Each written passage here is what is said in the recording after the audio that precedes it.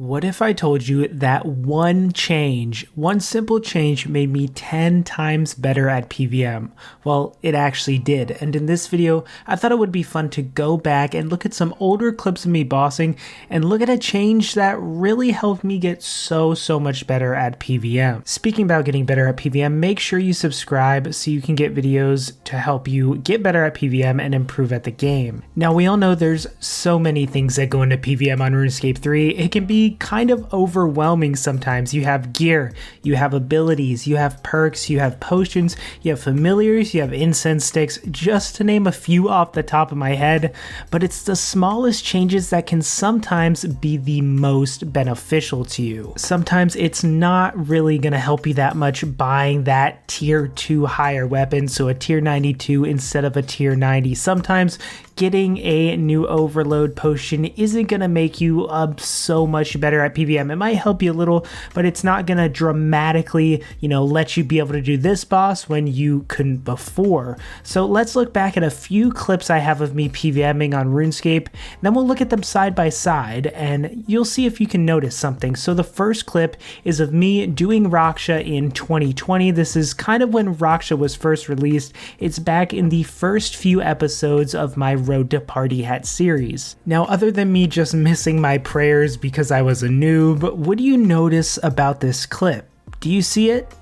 Okay, I see it. Let's move on to a more recent clip. This clip is of me doing Raksha, but a full year later. This one I made my whole Raksha guide and had a lot of kills under my belt. And this is, during this year, I improved a ton at PvM. And in this clip, you can actually see I'm, of course, at the same place doing the same kill with pretty similar gear, but I'm noticeably doing something different in this clip that I wasn't in the other. Can you spot it yet? This one thing changed my whole life in terms of PvM, and that one simple thing is a flick of the soul split prayer. Now, I know what you're thinking. How is this one tiny change going to make you that much better at PvM? That sounds so simple, flicking on your soul split prayer. Well, it's actually a little more complicated than you think, and it can be used in a lot more ways than you think. Basically, it's flicking your soul split prayer. Now, in this video, I'm going to show you how I learned to do this, what huge benefits that this has, the best places to learn it, and most importantly, what it taught me and what it allowed me to do and why it is so instrumental in getting better at PvM. It's a simple thing, but it's something that just has way more use than you actually think. Now, I know what you might be thinking, that this is something you've tried to do before. Maybe you have trouble doing it. Maybe you just don't like doing it. Well, hold on. Don't leave yet. There's some tips I'm going to tell you that can maybe help you, get this done a little bit easier, and things you can do even if you can't totally soul split flick all the time that can really change your life when it comes to PvM. So first, what is soul split flicking? Well, it's pretty simple. It's basically just switching your soul split prayer on when you're not being hit, and then when you're about to be hit, switching to the right prayer to negate that damage. So all the times that you're basically not being damaged, soul split is doing its work and gaining you back health. Now, this can be buffed in a variety of ways, and we'll talk about that first, and then we'll go into why it's so useful. So the reason soul split flicking is so powerful is because if done right, you're basically gaining health whenever you're not potentially taking damage. Great PvMers will basically keep soul split up at almost all times unless they're getting hit, but you actually don't need to do this perfectly. You don't need to keep it up at all times. There are times where you can have it down, just be praying, and it's still more beneficial to do this part of the time than not do it at all. So of course, the first item we have that can help you get more from soul splitting and prayer flicking is the Amulet of Souls. It gives you an 18% on average chance of healing more when soul splitting, and it makes the base damage reduction of your protection prayers and deflection curses increase by 10%, so you have more damage reduction there when you're swapping to prayers and pray flicking in that way.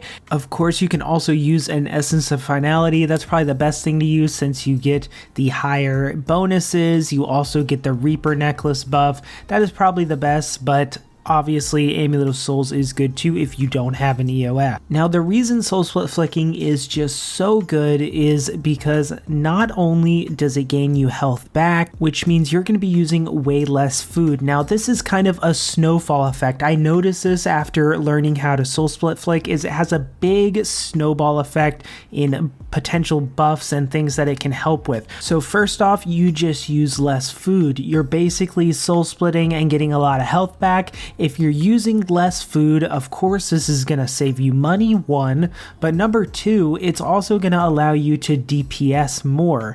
The less time you spend eating, the more adrenaline you have, the more DPS you're going to be dealing. If you're not having to worry about your health, you're just going to be outputting a lot more damage, and I notice this as well. In turn, since you're not using as much food, you also unlock the ability to use familiars like the Ripper Demon, the Hellhound, different familiars that can help you at bosses. So I noticed once I learned how to do this at Raksha, I used to bring a yak like everywhere. I was doing Telos, even lower in rages. I was doing a lot of high level bosses with a yak, and after I learned this, it made it so I could really reliably use something like a Nihil or a Ripper Demon at a lot more places than I could before. This is absolutely huge. It's probably one of the biggest benefits of learning how to do this. If you're somebody that struggles to be able to use a DPS familiar reliably at higher level bosses, learning how to soul split flick can save you that extra food, and it can allow you to be able to use these high damaging familiars, which is a snowball effect in itself,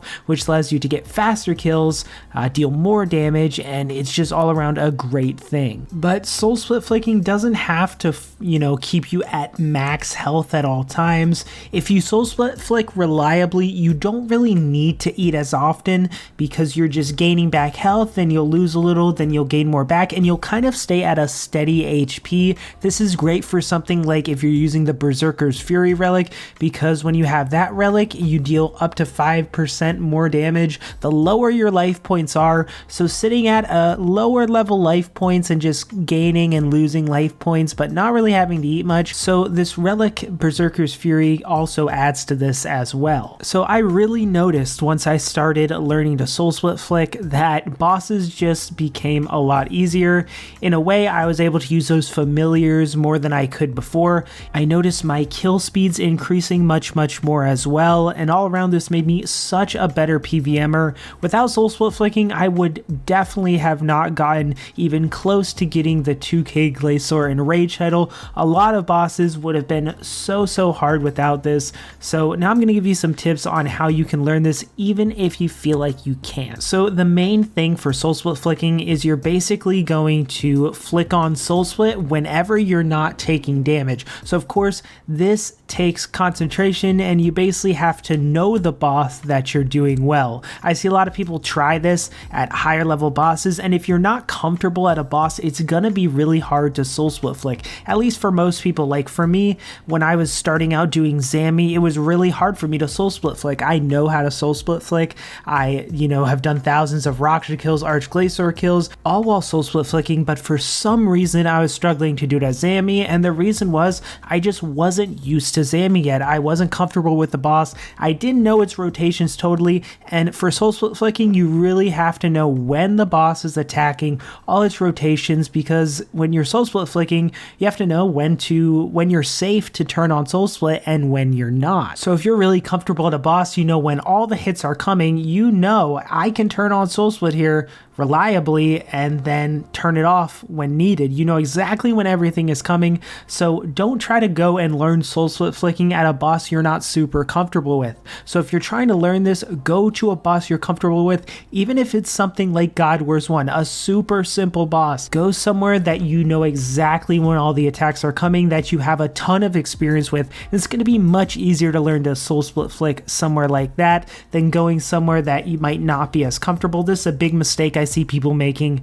They just go somewhere, the difficult bosses, they're trying to soul split flick. It's just not going to go well. Even for me, places I'm not comfortable, it's way harder. So another few things you can do. Now for me personally, I have a soul split and all my other prayers key binded, so they're on my F keys, they're all close together. So like F4 is my soul split, F3 is one prayer, F2 is one prayer, F1 is one prayer, so they're all right there, and those are kind of near where my abilities are on my keyboard as well, so I can go up there and do that and then reach my hand down and click my abilities as needed. So this is where I personally have them.